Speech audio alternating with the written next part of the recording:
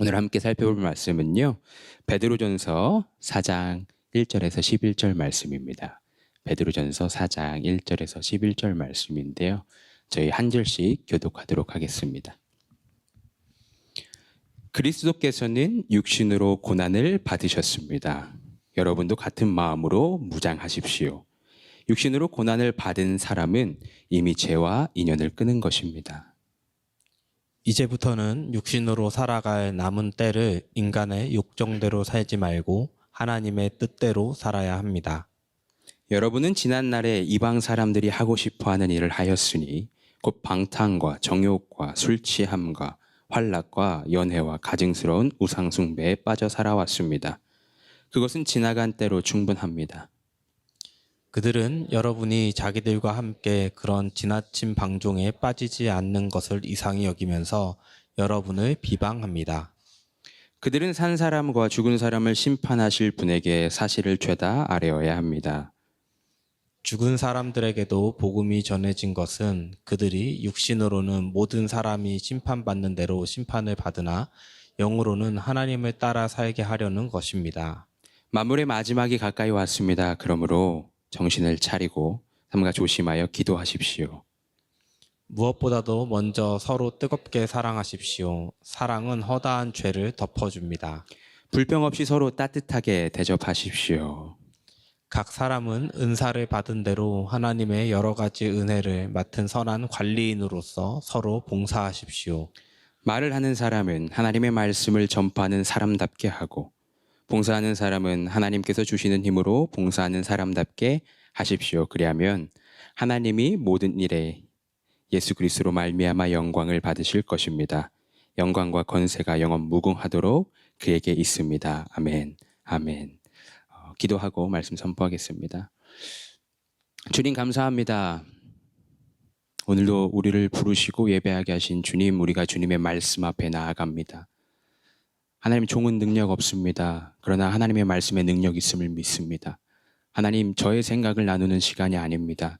하나님, 온전히 저희 입술을 통하여 하나님의 뜻이 선포되고 우리의 믿음의 공동체가 반응할 수 있는 시간 되게 하여 주시옵소서. 말씀을 전하는 자나 듣는 자나 주님 앞에 겸손히 무릎 꿇고 하나님의 뜻이 나의 삶 가운데 중심되기를 구하는 시간 되길 원합니다. 주님 사랑합니다. 이 모든 말씀 우리 주 예수 그리스도의 이름으로 기도합니다. 아멘. 반갑습니다. 여러분, 한 주 잘 보내셨나요? 네, 오늘은 한국의 추석이고 멜번은 아까 말씀드린 것처럼 그랜드 파이널 데이인데 한국도 멜번도 공휴일이어서 그런지 많은 분들께서 가족들이 더 보고 싶고 그리웠던 하루를 보내셨을 것 같습니다. 그래도 이렇게 우리가 하늘 가족으로서 함께 예배할 수 있다는 것이 참 감사한데요. 오늘 함께 살펴볼 말씀 베드로전서 4장 1절에서 11절 말씀입니다.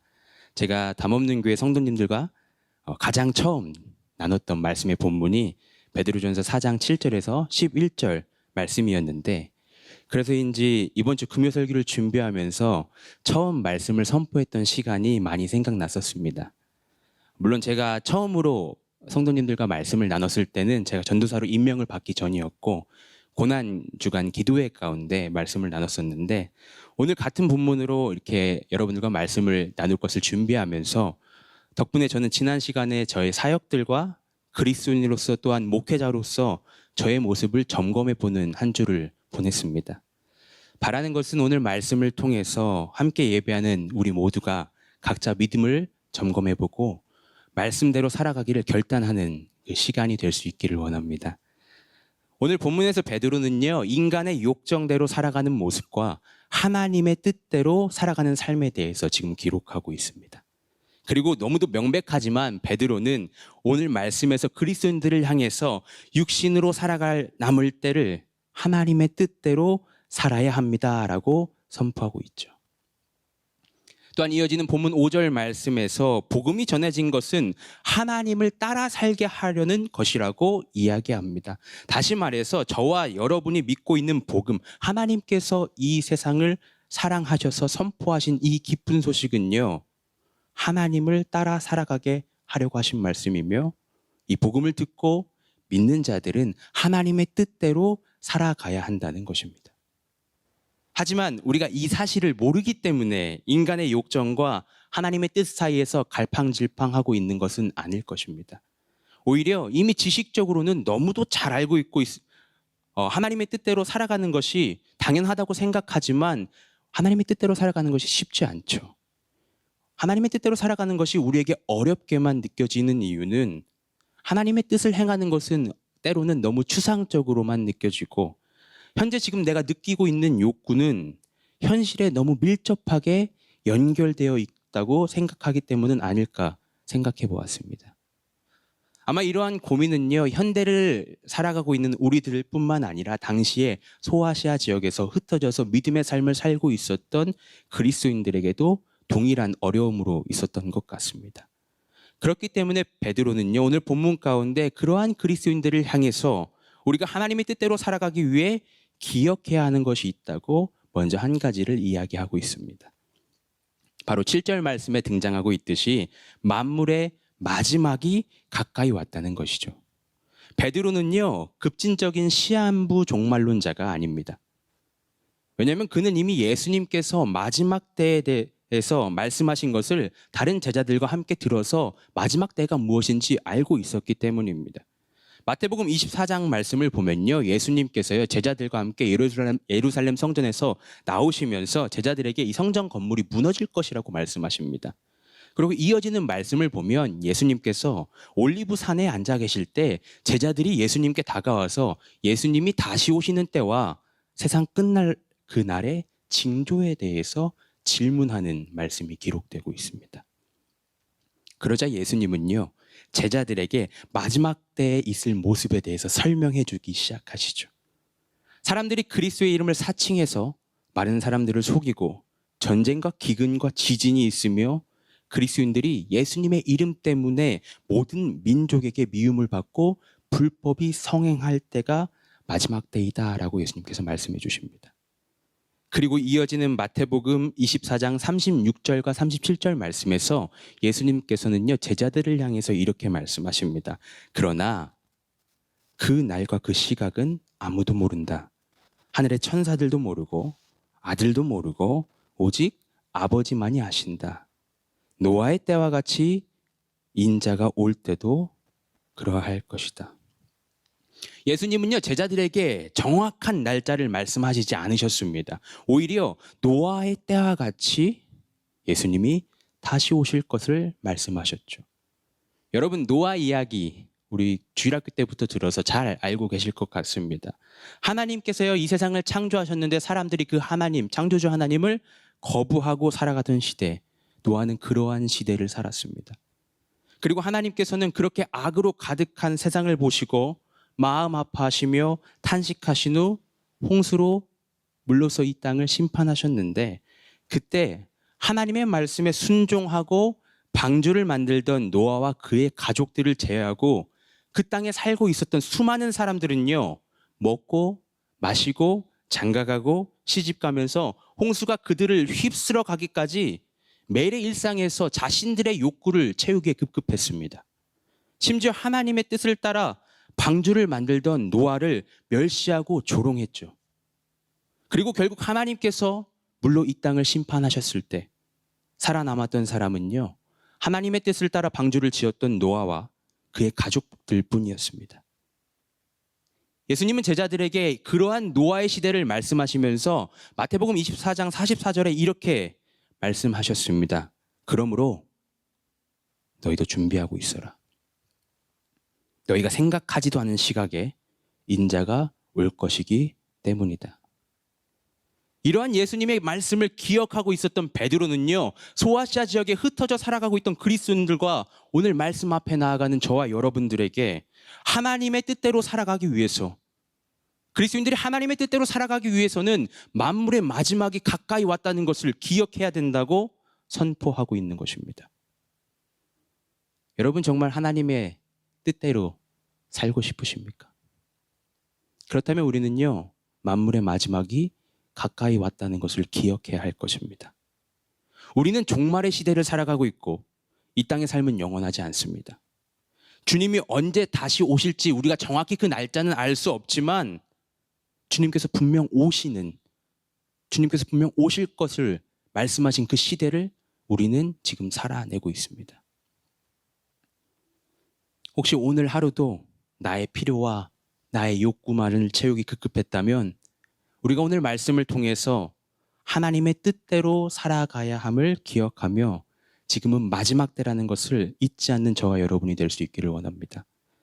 어쩌면 오늘이 내게 주어진 마지막 순간일 수도 있다는 사실을 기억하고 주님께서 오늘 다시 오실 수도 있다는 그 마음을 우리가 갖는다면 우리는 매일의 삶에서 인간의 욕정대로 나의 욕심대로 살아가는 것보다 하나님의 뜻대로 살아가고자 힘쓸 수 있을 것입니다. 사랑하는 믿음의 형제자매 여러분, 본문 7절 말씀에서 베드로가 만물의 마지막이 가까이 왔다고 이야기하는 것을 통해 우리는요, 두 가지의 의미를 발견할 수 있습니다. 첫 번째로는요, 만물의 마지막이 가까이 왔으니 깨어 있어야 한다는 것이죠. 그리스도인들은요, 언제나 마지막을 준비하고 있어야 한다는 것을 말합니다.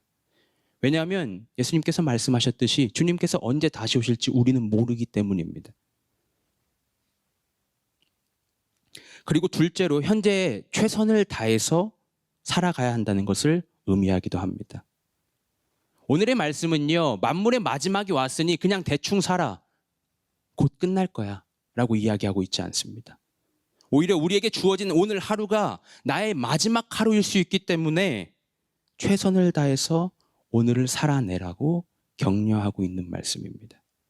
따라서 말씀을 통해서 우리가 만물의 마지막이 가까이 왔다는 사실을 기억할 때 우리는 오늘 하루를 최선을 다해서 살아내는 그러한 그리스도인이 될 수 있을 것입니다.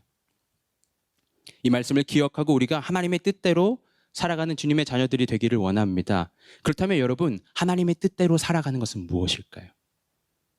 하나님의 뜻대로 살아가야 된다고 베드로가 오늘 본문에서 이야기하고 있는데, 그렇다면 하나님의 뜻대로 살아가는 것은 무엇입니까? 우리는요, 보통 하나님의 뜻을 구한다고 하면요, A와 B라는 선택지를 두고 A가 하나님의 뜻인지 혹은 B가 하나님의 뜻인지 고민하는 경우가 많습니다.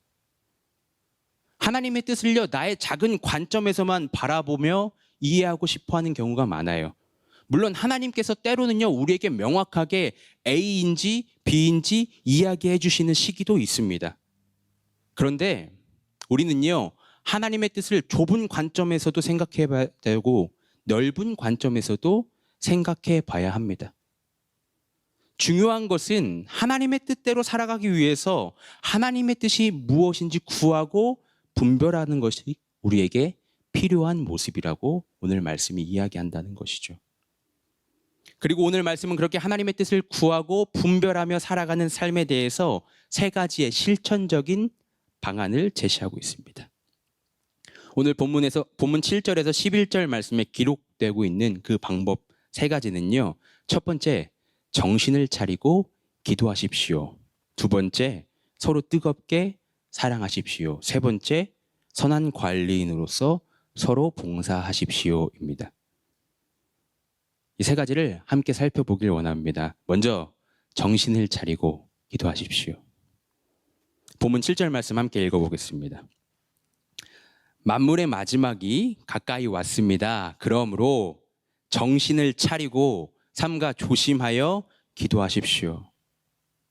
하나님의 뜻대로 살아가기 위해서 그리스도인들은요, 먼저 정신을 차리고 삼가 조심하여서 기도하여야 합니다. 스스로 한번 이 시간 질문해 봅시다. 나는 만물의 마지막이 가까이 온 이 시대를 살아가면서 얼마나 정신 차리고 기도하고 있습니까? 하나님의 뜻대로 살아가고 싶다고 말하고 살아가겠다고 다짐하지만 정말 깨어서 주님의 말씀을 구하고 분별하면서 기도하고 계십니까? 우리가 다음 주부터요, 10월 한 달 동안 더욱 기도에 힘쓰고 기도로 무장하는 시간을 가질 것이지만 그 전에 먼저 오늘 나는 정신을 차리고 기도했는지 점검해 보길 원합니다. 여러분, 베드로는 왜 가장 먼저 하나님의 뜻대로 살아가는 그 삶에 대해서 가장 먼저 정신을 차리고 기도하라고 말했을까요? 다른 이야기가 많을 거 아니에요. 하나님 뜻대로 살아가려면 이거 해야 돼, 저거 해야 돼 라고 이야기할 수 있는데 왜 가장 먼저 정신 차리고 기도하세요 라고 이야기했을까요? 제 개인적인 견해로는 베드로가 기도의 능력과 중요성을 경험했고 기도하는 것이 성경의 곳곳에 나와 있듯이 정말 하나님의 뜻대로 살아가기 위해서 꼭 필요한 것이기 때문에 가장 먼저 기도하라고 이야기했던 것 같습니다. 여러분 혹시 예수님의 제자인 베드로와 요한과 야고보가 기도하다가 잠들었던 그 사건 알고 계십니까? 다 알고 계시나요? 마태복음 26장 36절에서 45절 말씀을 보면요. 예수님께서 십자가의 길을 가시기 전에 제자들과 유월절 만찬이란 최후의 만찬을 하시고 겟세마네 동산에 가셔서 기도하십니다. 그런데 혼자 가신 것이 아니에요. 3명의 제자들과 함께 겟세마네 동산에 가십니다. 베드로와 요한과 야고보와 함께 그 자리에 가세요. 그리고 예수님께서 제자들에게 이렇게 말씀하십니다. 나와 함께 깨어 있어라. 예수님께서 자신을 따라온 베드로와 요한과 야고보를 향해서 나와 함께 깨어 있어라라고 말씀하셨어요. 그리고 조금 더 나아가서 간절히 기도하십니다. 제자들과 거리를 조금 두시고 기도하기 시작하셨어요. 제 제자들을 돌아봤습니다. 제자들이 뭐 하고 있었나요? 자고 있었어요. 그때 예수님께서 마태복음 26장 40절과 41절 말씀에 이렇게 말씀하세요. 제자들에게 와서 보시니 그들은 자고 있었다. 그래서 베드로에게 말씀하셨다. 이렇게 너희는 1시간도 나와 함께 깨어 있을 수 없느냐. 시험에 빠지지 않도록 깨어서 기도하여라. 마음은 원하지만 육신이 약하구나. 예수님께서는요 분명 베드로에게 깨어서 기도하라고 말씀하셨습니다. 나와 함께 깨어 있으라고 말씀하시고 다시 오셔서 깨어서 기도하라고 말씀하셨습니다. 그러고 그런 말씀을 마치시고 조금 더 다시 거리에 두시고 기도를 하기 시작하셨는데 다시 봤어요. 제자들이 뭐 하고 있었나요? 또 자고 있었어요. 그래서 예수님은 다시 기도하기 시작하셨습니다. 3번째로 기도하시고 제자들에게 다시 오셨는데 제자들은 그때까지 자고 있었어요. 그런 후 예수님께서 제자들에게 이제 됐다, 가자라고 말씀하셨습니다. 누가복음 말씀을 보면 이 장면을 누가복음 말씀으로 보면 예수님께서는요 십자가를 앞에 두고 땀이 핏방울이 되도록 간절히 기도하고 계시는데 베드로는요 자고 있었어요. 베드로는 하나님의 뜻을 함께 하기 위해서 깨어 있어야 하는 가장 그 중요한 시기에 잠에 취해 있었습니다. 그랬던 그가 사도행전 1장 말씀을 보면요. 예수님께서 승천하시고 예루살렘으로 돌아와 다른 제자들과 함께 기도의 자리로 나아가 성령님의 임재를 경험하게 됩니다. 그리고 그 이후 그는 기도하며 하나님의 뜻을 구하는 삶을 살아갔습니다. 예수님과 함께 있어도 기도하지 않고 잠들었던 그가 기도하며 성령님의 임재를 경험한 후 기도의 능력과 기도의 중요성을 깨달았기 때문에 하나님의 뜻대로 살아가기 위해서 기도해야 한다고 지금 오늘 본문에서 선포하고 있는 것입니다. 여러분, 그리스도인들이 하는 기도는요, 다른 종교에서 하는 것처럼 종교 행위를 하는 것이 아닙니다. 살아계시고 인격적인 하나님의 뜻을 구하고 그 주님과 깊은 교제를 누릴 수 있는 특권이 바로 우리가 하는 기도입니다. 하나님의 뜻대로 살아가고 싶다고 말하면서 혹시 기도하고 있지 않다면 마치 예전에 베드로처럼 마음은 원이로되 육신이 약해서라고 핑계대면서 잠을 자고 있다면 오늘 말씀을 통해 다시 한번 우리의 무너진 기도를 세워가는 저와 여러분이 될 수 있기를 원합니다. 주어진 매일을 하나님의 뜻대로 살아가기 위해서 우리는 기도해야 합니다. 기도해야 한다는 것을 의무와 책임감으로 느끼지 마시고요. 실질적인 기도의 훈련을 할 수 있는 저와 여러분이 될 수 있기를 원합니다. 그럼 우리가 매일의 삶에서 무엇을 해볼 수 있을까요? 어떻게 하면 여러분 기도하실래요? 아직 기도가 어려우신 분들을 위해서 몇 가지 예시를 드리겠습니다.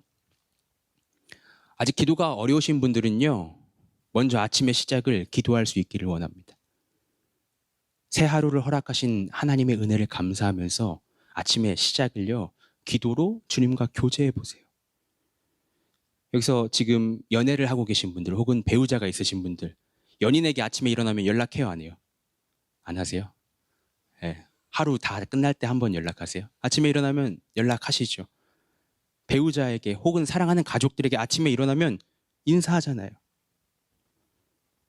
그렇듯이 우리도 나의 사랑하는 주님께 오늘 하루 나를 인도해 달라고 구하고 오늘 내게 주어진 주님의 뜻을 분별할 수 있도록 주님 지혜를 주세요 라고 구하면서 하루를 시작하는 것이 우리의 삶에 도움이 될 것입니다.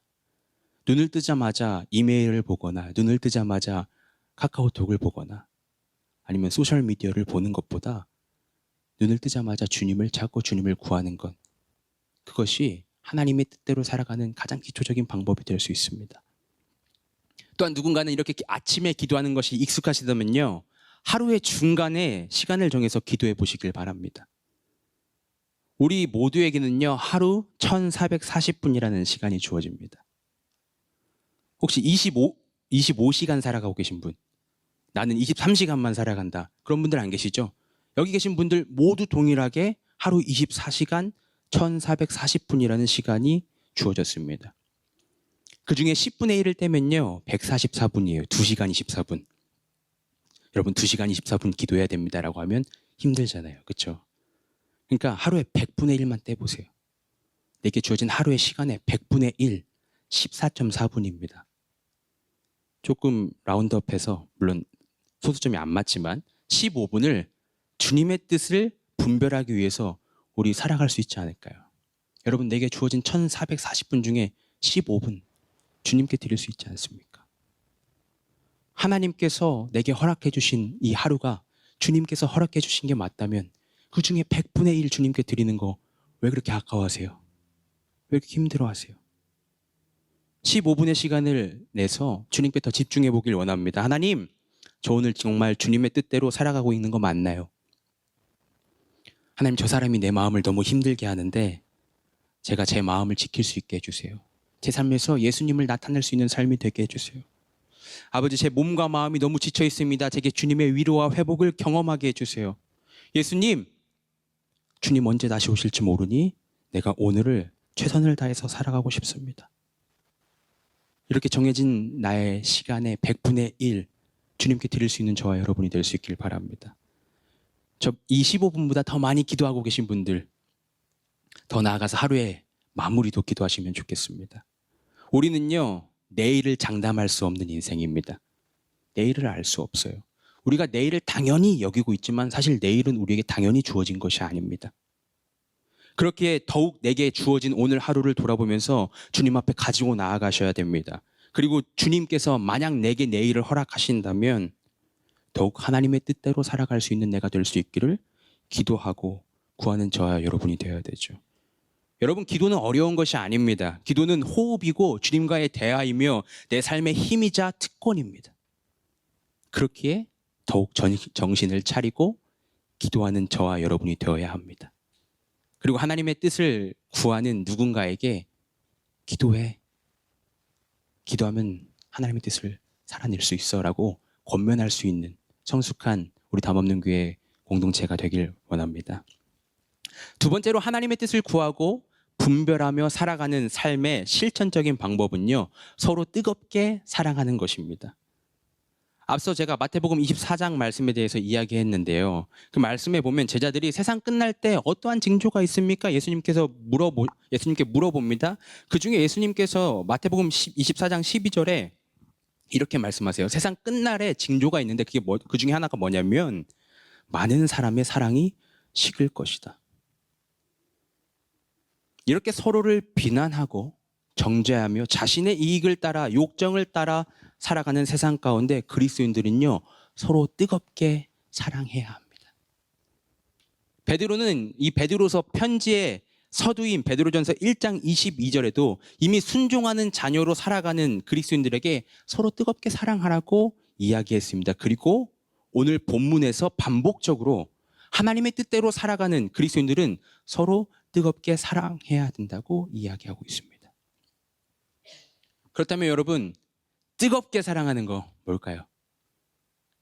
뜨겁게 사랑하는 거.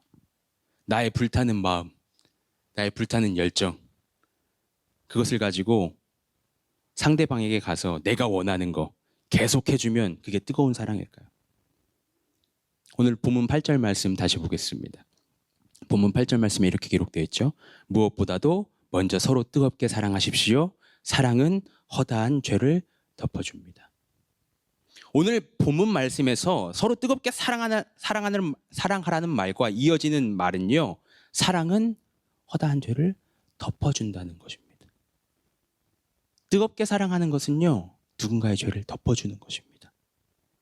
고린도전서 13장 17절에서 사랑은 모든 것을 덮어주며 라고 말하고 있고, 잠언 10장 12절 말씀에 봐도 미움은 다툼을 일으키지만 사랑은 모든 허물을 덮어준다 라고 이야기하듯이 뜨겁게 사랑한다는 것, 그냥 내 열정만 가지고 막 들이붓는 게 아니라 누군가의 죄를 덮어주는 것을 말하고 있습니다. 그럼 죄를 덮어준다는 것은 어떤 의미인가요? 기독교인들은 서로 죄를 덮어주고 죄에 대해서 모른 척하고 숨기고 무마하는 사람들일까요? 그래서 누가 죄를 지어도 그냥 방관하거나 넘어가는 거, 그게 죄를 덮어주는 것일까요? 아닙니다. 죄를 덮어준다는 것은요, 죄를 숨기거나 모른 척하라는 것이 아닙니다. 오히려 그 죄를 용서하거나 내가 대신 대가를 지불한다는 의미가 있는 것이 죄를 덮어준다라는 말입니다. 다시 말해 뜨겁게 사랑한다는 것은 다른 말로 한다면 죄인을 계속해서 용서해 주는 것이라고도 말할 수 있습니다. 마태복음 18장 21절에서 22절 말씀을 보면요, 베드로가 예수님께 죄 짓는 사람을 몇 번이나 용서해 줘야 되는지 질문을 합니다. 우리 마태복음 18장 21절에서 22절 말씀 같이 한번 읽어보겠습니다. 시작. 그때에 베드로가 예수께 다가와서 말하였다. 주님, 내 형제가 나에게 자꾸 죄를 지으면 내가 몇 번이나 용서하여 주어야 합니까? 7번까지 하여야 합니까? 예수께서 대답하셨다. 7번만이 아니라 70번을 7번이라도 하여야 한다. 베드로는요, 예수님께 나아가서 칭찬받고 싶었던 것 같아요. 그래서 아마 이러한 질문을 했을 것 같습니다. 예수님, 형제가 자꾸 나한테 죄를 지어요. 내가 몇 번이나 용서해 줄까요? 그러면서 자신이 생각했을 때 용서의 개념에서 많은 숫자가 뭘까 생각하다가 7번이라고 얘기했던 것 같습니다. 주님, 7번이면 될까요? 아마 베드로의 마음에는 이 정도면 예수님께서 야, 베드로야, 장하다. 어떻게 7번이나 용서할 수 있냐? 자꾸 죄를 짓는데 벌을 줘야지, 심판해야지 라고 얘기하실 거라고 생각했을 수도 있죠. 그러면서 7번은 충분한 숫자라고 생각했던 것 같아요. 그런데 예수님께서 베드로에게 뭐라고 말씀하셨습니까? 베드로야, 7번이 아니라 70번을 7번이라도 용서해 줘야 한단다 라고 말씀하시죠. 그렇다면 예수님의 말씀은 죄인은 딱 490번을 용서해 줘야 된다라고 하는 것입니까? 아니죠. 형제가 너에게 죄를 지어도 뜨겁게 사랑해서 그의 죄를 덮어주라고 말씀하시는 것입니다. 베드로는요, 누군가를 7번 용서하기도 어려웠던 사람입니다. 그래서 7번만 용서할 수 있으면 나는 좀 괜찮은 것 같아 라고 생각했던 것 같아요.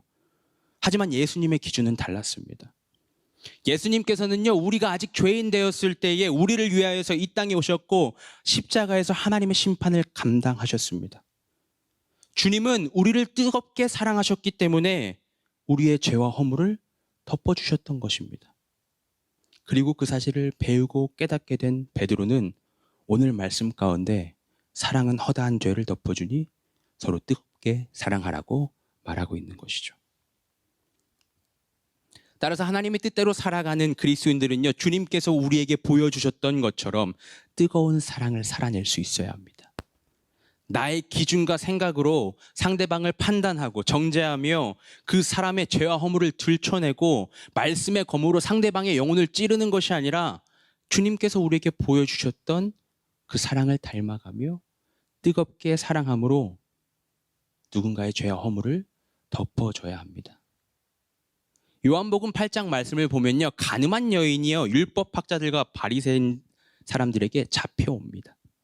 그리고 그들은요, 예수님께 모세는 율법에 이러한 여자를 돌로 쳐 죽이라고 명령했는데 선생님은 뭐라고 하시겠습니까? 라고 질문하죠.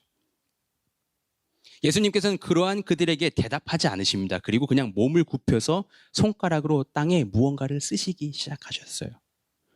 그리고 그들이 자꾸 독촉하자 그 자리에서 일어나셔서 예수님께서 죄가 없는 사람이 먼저 이 여자에게 돌을 던져라 라고 말씀하셨습니다. 그런 후 다시 예수님께서는요, 몸을 굽혀서 땅에 무언가를 계속 쓰시기 시작하셨습니다.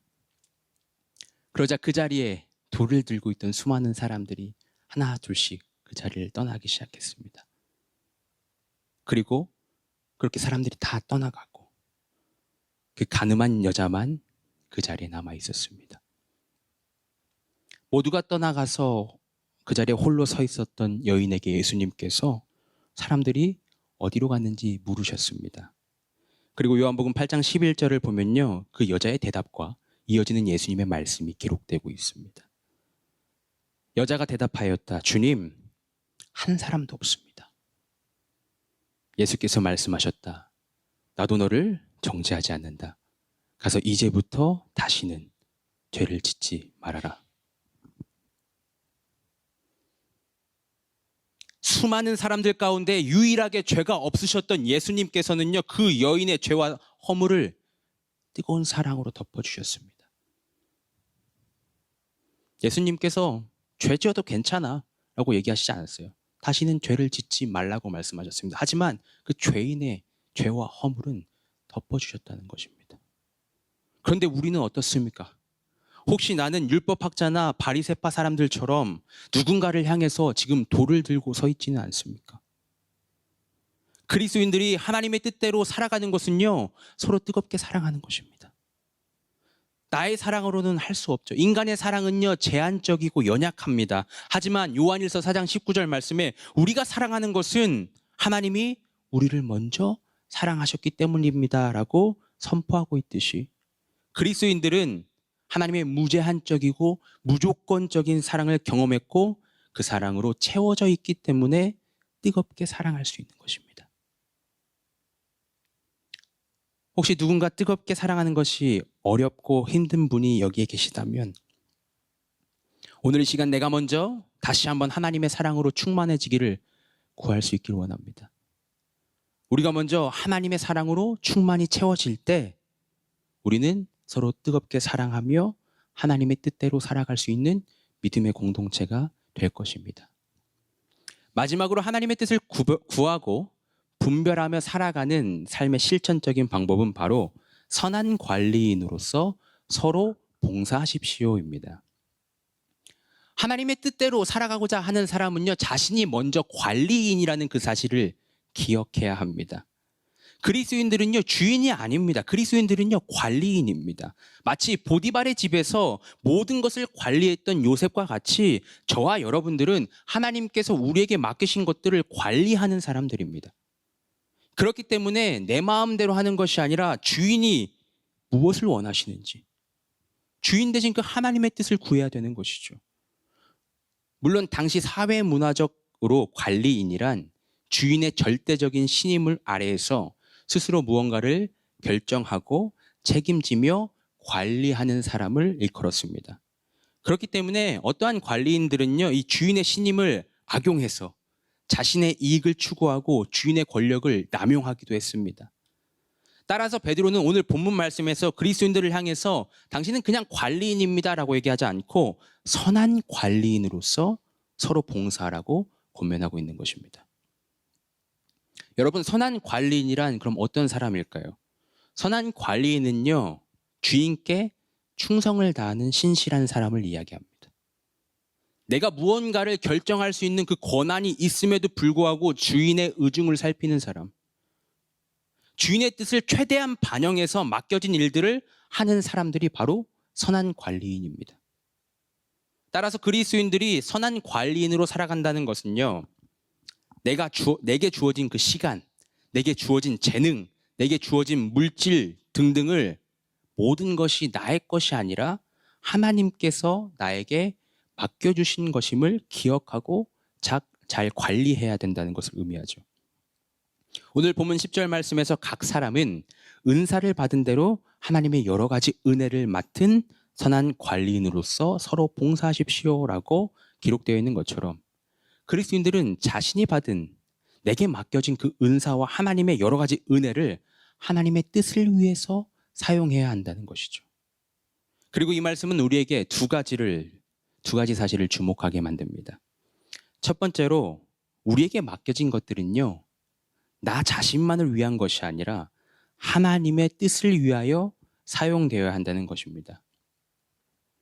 그렇다면 하나님의 뜻을 위하여 내게 맡겨진 것들을 사용한다는 것은 어떠한 것입니까?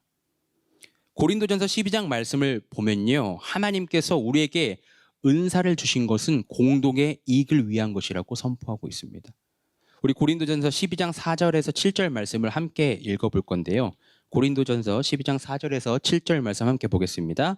은사는 여러 가지지만 그것을 주시는 분은 같은 성령이십니다. 섬기는 일은 여러 가지지만 섬김을 받으시는 분은 같은 주님이십니다. 일의 성과는 여러 가지지만 모든 사람에게 모든을 하시는 분은 같은 하나님이십니다. 각 사람에게 성령을 나타내 주시는 것은 공동 이익을 위한 것입니다.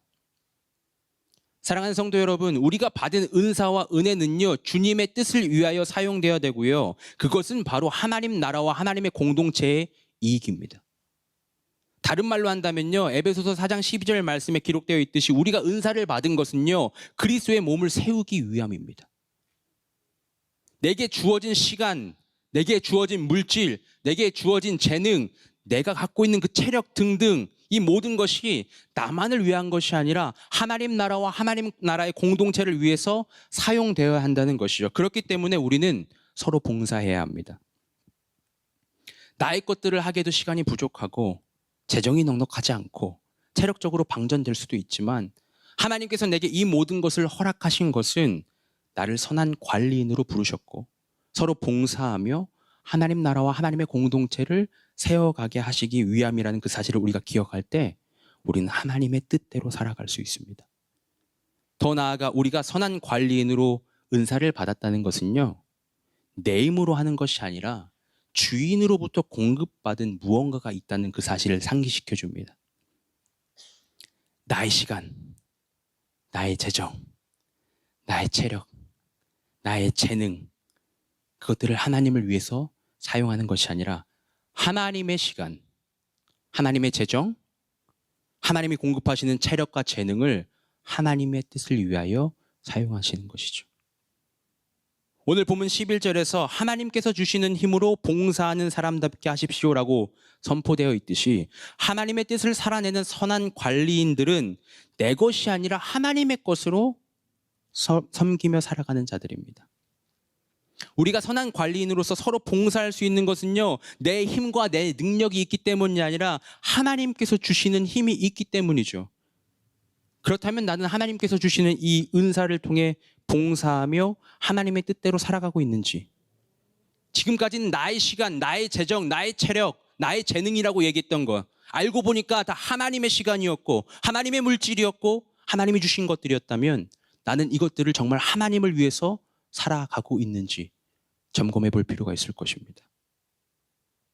이것은 지금 여러분에게 교회의 섬김을 강조하기 위함이나 여러분에게 섬김의 부담을 주고자 하는 것이 아니라 섬김을 받으신 분은 같은 주민이라고 했잖아요. 그렇죠? 하나님의 뜻대로 살아가는 것이 서로 봉사하는 것임을 성경에서 지금 선포하고 있는데 내가 그 말씀에 정말 반응하고 있는지 생각해 봐야 한다고 드리는 말씀입니다.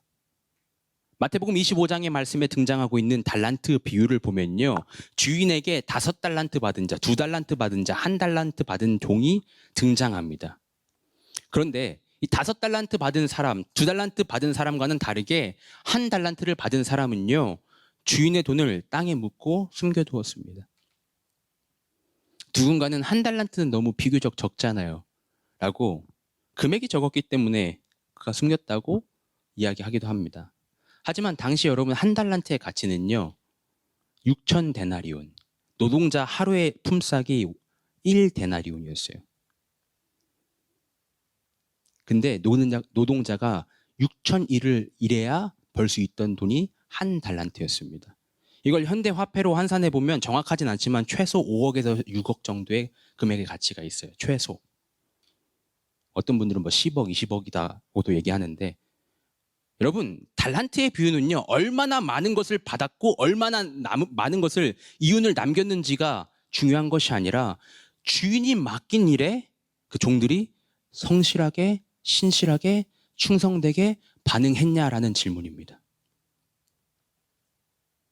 혹시 나도 한 달란트 받은 사람처럼 하나님께서 내게 맡기신 것이 있는데 그 맡겨진 달란트를 숨기고 계시진 않습니까?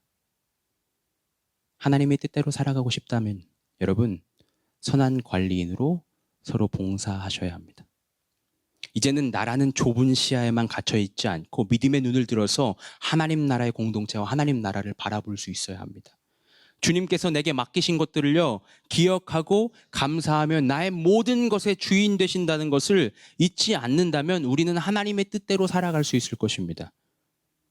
그리고 이렇게 우리가 하나님의 뜻대로 살아갈 때 본문 11절 말씀에 기록되고 있듯이 하나님께서는요, 영광 받으실 것입니다.